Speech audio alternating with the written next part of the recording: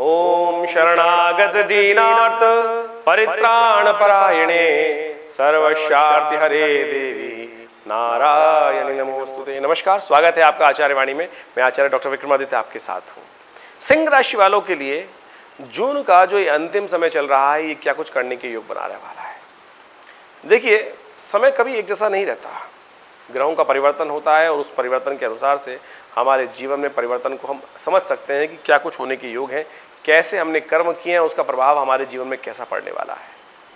सिंह राशि वालों, जून में कई ग्रहों का परिवर्तन हुआ और अब तो कई इंपॉर्टेंट ग्रहों का परिवर्तन होने जा रहा है।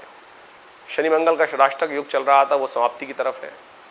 बुध और सूर्य का युति होने जा रही है, बुध कमजोर हो गए हैं और ऐसे में मंगल और शुक्र का योग चल रहा है, वो क्या कुछ करने वाला है। आपकी बुद्धि में कहां कुतर्क उत्पन्न करने के योग बना रहे वाला है, कहां से आपको परिवर्तन करने के लिए सावधान रहना पड़ेगा। बुद्धि है कहीं ऐसे और कभी ऐसे, एक सेकंड का डिफ्लेक्शन होता है तो वहां क्या हो जाता है, इस बात का हमें ध्यान रखना चाहिए। सिंह राशि वालों के लिए समय बड़ी सावधानी के साथ चलने वाला है और कई प्रकार से लाभ की स्थिति यदि बनने वाली है तो उसका पूर्ण लाभ लेने के लिए कैसे अपने आप को तैयार करना है, वो समझ लेना चाहिए।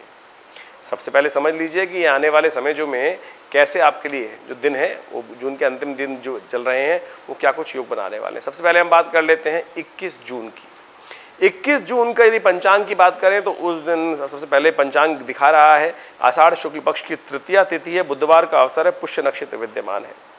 देखिए, इस दिन विशेष तौर पर ग्रहों का योगायोग दिखाता है कि आपके लिए खर्चे थोड़े परेशान कर सकते हैं। अननेसेसरी खर्चों से बचने का आपको प्रयास करना चाहिए। बेकार के खर्चे आपके पल्ले पड़ सकते हैं, जुर्माने आपको जिम परेशान कर सकते हैं। जो भी काम करें नियमबद्ध तरीके से करने का प्रयास करें, अपने कार्यों को पूरी तरह से ध्यान रखते हुए कार्य करें, किसी और पे न काम सौंपें। ऐसा हो सकता है कि किसी और पे कार्य सौंपने से अत्यंत ज्यादा विश्वास कर लेने से, विश्वास करना ही विश्वासघात का प्रतीक होता है। अंधविश्वास किसी मत कीजिएगा, अन्यथा परेशानी में फंस सकते हैं। इस बात का ध्यान रखते हुए कार्य करना आपके लिए बहुत जरूरी है। ऐसे में विशेष तौर पर तृतीया तिथि है, गुप्त नवरात्र चल रहे हैं, माँ भगवती चतुर्घंटा का आराधना करने का अवसर है। तो ऐसे में कोशिश करें लाल वस्त्र भगवान भगवती को अर्पित करें, हलवे का भोग भगवान भगवती को लगाएं, कल्याणकारी योग बनेंगे, कष्ट दूर होने के योग बनेंगे। हम बात कर लेते हैं 22 तारीख की। 22 तारीख का जो दिन है वो विशेष तौर पर ग्रह गणना के अनुसार से गुरुवार का अवसर, चतुर्थी तिथि, और उस दिन गणेश चतुर्थी है, लेकिन रिक्ता तिथि है और भद्रा भी साथ में विद्यमान है। तो सबसे पहले तो एक बात समझें, पंचांग के दृष्टिकोण से एक योग निकलता है कि ऐसे में कोई नया कार्य आरंभ करना कनिष्ठकारी होगा, कष्टकारी होगा, उसे बचने का प्रयास करना चाहिए। कोई शुभ मुहूर्त नहीं है किसी भी कार्य करने के लिए। कई लोग गणेश चतुर्थी के दिन कार्य आरंभ कर देते हैं, बोले भगवान गणेश समस्त प्रकार के विघ्न हरता है। रिक्ता तिथि है भाई, कार्य आरंभ करना किसी प्रकार भी ठीक नहीं रहेगा। तो इस बात को ध्यान रखते हुए कार्य करना चाहिए आपको। तो इस मुहूर्त का लाभ लेते हुए बुद्धि से सोचते हुए कार्य करना चाहिए। अब ग्रह गणना क्या दिखा रही है? ग्रह गणना दिखा रही है कि बेकार खर्चे आपके जिम्मे पड़ सकते हैं और विशेष तौर पे हर कार्य को स्कैन करके करना है।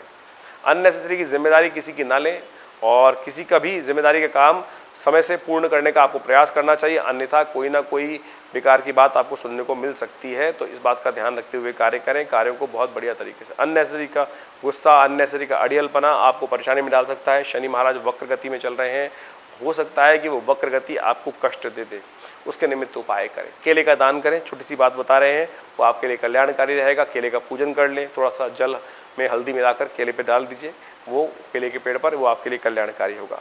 23 जून की यदि हम बात करें तो 23 जून को शुक्रवार का अवसर है, पंचमी तिथि है और इस दिन नवरात्र का पंचम दिवस भी चल रहा है और ये पंचम दिवस आपकी राशि के अंदर पॉजिटिव सूचना लेके आता दिखाई दे रहा है और ये पॉजिटिव सूचना आपको लाभ की स्थिति उत्पन्न कर सकती है, आपके लिए धन लाभ के योग बना सकती है। तो ऐसे में आपको उसका पूर्ण लाभ भी मिलता दिखाई दे रहा है। ऐसे में एक बात का ध्यान रखना है, केवल जो जातक नए जन्म ले रहे हैं इस दिन, उनको मूल शांति अवश्य कराएं, अन्यथा उनके माता पिता और स्वयं बच्चे के लिए बहुत भारी रहेगा। ग्रह अनुकूल है, शुक्रवार का अवसर है, पंचमी तिथि है। बच्चों के निमित्त दूध का दान करना, खीर का दान करना बहुत शुभ रहेगा। गुप्त नवरात्र का पंचम दिवस है, स्कंद माता की पूजा करने का अवसर रहता है, तो इसका लाभ लीजिए। नवरात्र के गुप्त नवरात्र के अवसर पर आश्रम में भी बड़ा यज्ञ चल रहा है, आप उसमें भी अपना सहयोग दे सकते हैं और पुण्य के भागी बन सकते हैं। 24 तारीख की ग्रह गणना दिखाती है कि उस दिन शनिवार का अवसर है, षष्ठी तिथि है और एक बहुत महत्वपूर्ण परिवर्तन ग्रहों का होने जा रहा है। बुध ग्रह कहा जाता है ना, बुध ग्रह जो है वो बहुत चंचल ग्रह माना जाता है। चंद्रमा के बाद दूसरा चंचल ग्रह जो है वो बुध ही है और बुध ग्रह जो अस्त हो गए थे अभी कुछ दिन पहले, वो राशि परिवर्तन कर रहे हैं, अपने अपने घर में जाने का योग बना रहे हैं, लाभ के स्थान में जाने का योग बना रहे हैं, लेकिन बुध क्षीण है, कमजोर है, सूर्य के साथ जाकर पास आके अस्त हो गए हैं, और ऐसे में अपनी स्वयं की राशि में पहुंचने से भी कोई लाभ नहीं होने वाला है। इसके लिए उपाय की जरूरत है। विशेष तौर पर गाय को पालक खिलाएं, हरी वस्तुओं का दान करें, सब्जियों का दान करें मंदिरों में जाकर, अन्यथा ये बुध जो है आपकी ऑर्गेनाइजिंग कैपेसिटी में, लाभ की स्थिति में उतना बड़ा लाभ नहीं देंगे जितना वर्ष में एक बार आते हैं इस राशि पर, और वहीं कमजोर हो गए तो फिर कैसे लाभ देंगे। तो इसलिए कोशिश करें इस समय को बदलने के लिए भगवान की आराधना करें, भगवती को माँ का यज्ञ करते हुए, आज स्कंद षष्ठी भी है, साथ साथ आज नवरात्र में कात्यायनी देवी की पूजा करने का अवसर भी है। तो ऐसे में माँ भगवती के मंदिर में जाकर हरे वस्त्र माँ भगवती को अर्पित करें और आंवलों की माला भगवती को अर्पित करें, कल्याणकारी योग बनेंगे, कष्ट दूर करने के योग बनेंगे। 25 जून की यदि हम बात करें तो उस दिन रविवार का अवसर है, और विशेष तौर पर ग्रहों का योगा योग दिखाता है कि विशेष तौर पर उस दिन वैवस्वत सप्तमी है, रविवार और सप्तमी, सूर्य को प्रसन्न करने का दिवस, यश कीर्ति सबकी वृद्धि का अवसर। ऐसे में देखिए आपके सूर्य जो है वो एकादशवें भाव में चल रहे हैं, संतान के लिए भारी हैं। तो ऐसे में आपको उस दिन विशेष तौर पर भगवान सूर्य को प्रसन्न करने के लिए आप उनके मंत्र का पाठ करें, गायत्री मंत्र से यज्ञ करें, और साथ साथ उनको अर्घ दें, और उनका पूजन विधिवत रूप से करने के बाद गेहूं का दान करें। इससे संतान के लिए कष्ट जो बनने के योग बन रहे हैं उसमें कहीं ना कहीं निवृत्ति के रास्ते प्राप्त हो सकते हैं। नवरात्र का सप्तम दिवस है, भगवती कालरात्रि का स्तवन करने का अवसर है, शत्रुओं पर, परेशानियों पर विजय प्राप्त करने का अवसर है। ऐसे में दुर्गा सप्तशती के अंदर 11वें अध्याय का यज्ञ कर लेने से, दुर्गा सप्तशती में आए मंत्र सर्वाबाधा प्रशमनम त्रैलोक्यस्य अखिलेश्वरी एवं विभूतया कार्यम अस्मद् वैरी विनाशनम, इस मंत्र का पाठ कर लेने से आपके शत्रुओं पर विजय प्राप्त करने के अवसर आपको मिल जाते हैं। तो इसका लाभ आप ले सकते हैं। इस दिन चंद्रमा का परिवर्तन होगा और वो आपके लिए शुभ योग बनाएगा, लेकिन थोड़े खर्चे अधिक कराएगा। खर्चों से बचने का प्रयास कीजिएगा। अननेसेसरी शाम के, सुबह आपकी अच्छी रहेगी, शाम को खर्चे होने के योग दिखाई देते हैं, तो उससे बचने का प्रयास करें तो आपके लिए अच्छा रहेगा। वहीं हम बात करें 26 तारीख की, 26 तारीख को अष्टमी का अवसर है, दुर्गा अष्टमी है, नवरात्र की अष्टमी चल रही है, माँ गौरी को प्रसन्न करने का अवसर है। इस दिन भद्रा भी विद्यमान रहेगी सुबह 1:30 तक। तो नए कार्यों को आरंभ करने से बचना चाहिए, माँ भगवती की दुर्गा की आराधना करनी चाहिए। ग्रहों का योग दिखा रहा है कि धन के आगमन और खर्चे दोनों के योग दिखाई देते हैं। तो यदि आप अपने कार्य को शुभ करना चाहते हैं, माँ दुर्गा का, माँ का आशीर्वाद लेकर कार्य करने का प्रयास करें, अन्यथा बेकारी खर्चे आपके जिम्मे पड़ सकते हैं। बेकारी खर्चों से आपको बचने का प्रयास करना चाहिए। 27 तारीख का दिन ग्रहों के अनुसार से दिखाई देता है बहुत शुभ। ये गुप्त नवरात्र का अंतिम दिवस है, भड्डली नवमी है। नए कार्यों को आरंभ करने के लिए किसी मुहूर्त की आवश्यकता नहीं है, बहुत शुभ मुहूर्त है। कुछ भी कार्य आरंभ करने आने वाले 4 महीने तक फिर शुभ मुहूर्त इतना सुंदर नहीं आएगा। तो इस दिन का लाभ आप लेते हुए कार्य करने का प्रयास कीजिए। समय ग्रह के हिसाब से दिखाई देता है कि खर्चों पर, यानी आमदनी पे खर्चे भारी होते दिखाई दे रहे हैं। ऐसे में माँ भगवती की कृपा से चावल का दान करते हुए, खीर का दान करते हुए और अपनी माता जी का आशीर्वाद लेते हुए कार्य करेंगे, चांदी धारण करके कार्य करेंगे तो आपके लिए शुभ योग बन सकता है, लाभ की स्थिति बन सकती है। इस दिन भड्डली नवमी मैंने आपको बताई, इस दिन भगवती की आराधना करने का अवसर है, और हमने आश्रम पे जो गुप्त नवरात्रि का यज्ञ रखा था उसकी पूर्णाहुति भी है, उसमें भी आप सम्मिलित हो सकते हैं। अब बात कर लेते हैं 28 जून की। तो 28 जून को ग्रहों की गणना विशेष तौर पर दिखा रही है कि उस दिन आशा दशमी है, बुधवार का अवसर है, और विशेष तौर पर ग्रहों का परिवर्तन पॉजिटिव होता दिखाई दे रहा है। आराधना का लाभ मिलने का अवसर दिखाई दे रहा है।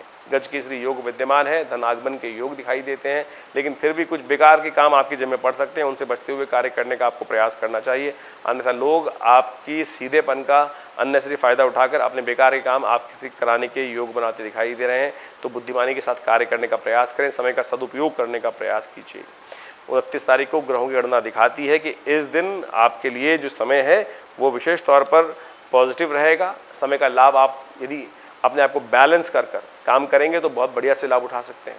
आपको बेकार अपने बस समय को यूटिलाइज करने का प्रयास करना है, समय को देखते हुए कार्य करने का प्रयास करना है। एक एक क्षण बड़ा महत्वपूर्ण है, और ये समय धन लाभ की स्थिति को दिखा रहा है। यदि हल्का समय आप बेकार बातों में व्यर्थ करेंगे तो उतना धन लाभ से दूर होंगे। तो कोशिश करें अपने समय को सदुपयोग करने का प्रयास करें। देवशयनी एकादशी है, और इस दिन भगवान विष्णु का विशेष पूजन किया जाता है, और कहा जाता है शास्त्रों के अनुसार से इस दिन भगवान विष्णु समस्त संसार की सत्ता जो है भगवान शिव को सौंप देते हैं आने वाले 4 महीने के लिए, और फिर देव उठनी एकादशी पे जाकर भगवान विष्णु वापस समस्त संसार का कार्यभार लेते हैं। तब तक भगवान शिव संसार को चलाते हैं, तो भगवान शिव के साथ साथ विष्णु के साथ साथ शिव की भी आराधना करने का सुंदर अवसर आरंभ होने वाला है। सावन का महीना आरंभ होने वाला है।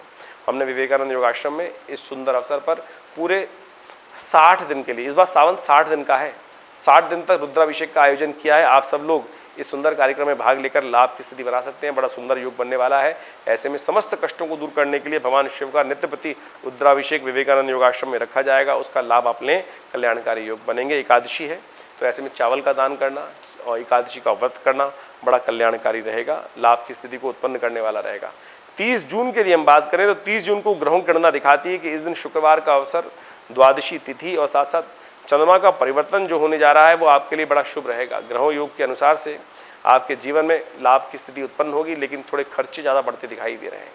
आप सत्कर्म की तरफ प्रेरित होंगे, मन थोड़ा सा कच्चा रहता दिखाई दे रहा है, मन को साधने की जरूरत है।